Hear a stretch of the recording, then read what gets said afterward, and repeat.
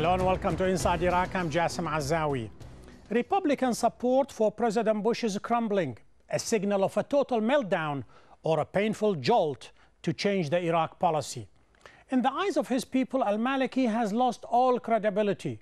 Can President Bush afford to ditch him to forestall more defections?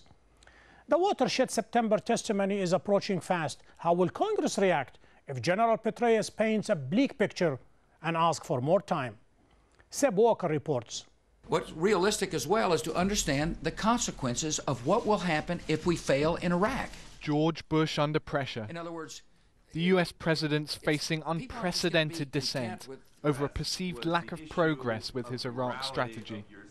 Given the mixed report that you present today, how do you persuade Republicans to stick with you as they look ahead to the next elections? A couple of things. First of all, I respect those Republicans that you're referring to. I presume you're referring to friends of mine like Lugar or Senator Lugar, Domenici. Yeah, these are good, honorable people. I've spoken to them and I listen very carefully to what they have to say. First of all, they share my concern that a precipitous withdrawal would embolden al-Qaeda. But even as Bush outlined what he described as measurable progress in Iraq, the US military there announced its latest fatality. US soldiers in Iraq are dying at a faster rate than ever, a result of raising troop levels in a last-ditch effort to stabilize the country. And with little sign either of violence diminishing or of Iraq's political factions uniting. It now looks like Bush's last pillars of support in Washington are starting to fall away. The United States has violated some basic national security precepts during our military engagement in Iraq. Key Republican senators have deserted the cause. They include Richard Lugar, who worked with the White House at the outset of the war.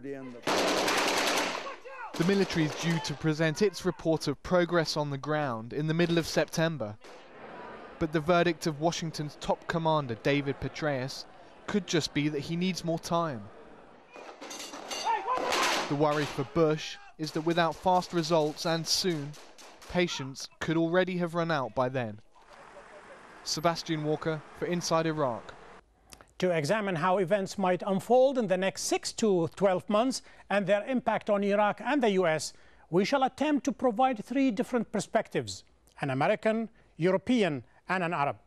First, to understand how the US government views the latest development, I'm joined from Washington by Ambassador David Satterfield, Senior Advisor to the Secretary of State and Coordinator for Iraq. Ambassador, welcome to Inside Iraq. Perhaps we can start with the revolt of the 4 senators, if we can call it that. Was that born out of frustration of the execution of the policy, or they have a deep reservation about the policy itself? You would have to ask those members of Congress to explain their own positions. With respect, though, to the administration, the President has made clear we understand the concerns of Americans, the concerns of their representatives about the pace of progress in Iraq. The report, which was submitted yesterday that the President discussed, is a very sober, very frank assessment of where progress is being made and where it is not. And we acknowledge much more needs to be done by Iraqis in terms of the pursuit of national reconciliation, and that is the fundamental requirement for lasting stability and lasting security in that country. That report you referred to was a mixed bag. There were some positive aspects on the security, on the military aspect, and there were some negative things regarding the benchmarks that the Iraqi government has not come through yet. Why would a few months make any difference? Our commander in the field, General Petraeus, our ambassador Ryan Crocker, have said that the next 60 days will be important to them as they assess the true impact of the full operational staffing of the surge, as they assess their ability to help support the government of Iraq, the political leaderships of Iraq, as we hope they move forward on a national reconciliation agenda that they themselves have embraced, that they themselves have endorsed. Ambassador Crocker, General Petraeus in September will be reporting to the President, to the Congress, on their assessment of the situation and also on their view of consequences of various ways ahead. One is almost tempted to ask, what if the report is not very clear or even a negative one? Well, we don't speculate on what ifs. We look at the situation as we find it today. We work with our Iraqi partners, with partners in the region and the international community to try to improve the circumstances. We will make a fair and balanced assessment in September. One entity in the United States made what if. The House of Representatives yesterday passed, if you like, the first part of a legislation to say it is time to pull the troops, perhaps in 120 days, and later on sometimes in April 2008. We don't believe that setting a fixed deadline for a precipitated withdrawal of forces or for a terminal date for the engagement of our forces in operations in Iraq is productive. We think it has quite a negative impact on the situation. It undercuts General Petraeus and what he is trying to do. That's exactly what Ryan Crocker said just a few days ago to the New York Times. He said it is perhaps is going to be a very, very horrendous slaughter if we ever contemplate the fact of to withdraw. Is that was born out of events on the ground that really even the reduction of American forces is going to have enormous negative consequences on the population in Iraq? We believe that a precipitated withdrawal of U.S. forces would have an extraordinarily negative consequence. It would produce not only the real possibility of significant humanitarian suffering in Iraq, it would undoubtedly add to the presence of al-Qaeda and extremists of all types in that country. It would not be positive from any perspective. But Ambassador Crocker and General Petraeus in September will provide again their assessment of the situation, their assessment of different courses ahead and their consequences. Ambassador Satterfield, perhaps the genesis of this problem lies in the limited number of troops that went into Iraq. The warning by Eric Shinseki back in 2002 was not heeded. Is there enough U.S. forces and Iraqi forces to stem the violence? The number of U.S. forces applied to the surge in Baghdad, the overall level of our forces and their posture in Iraq, and the number of Iraqi forces that currently exist are the product of the best assessments of our generals on the ground and Iraq's commanders on what is necessary to take on this task.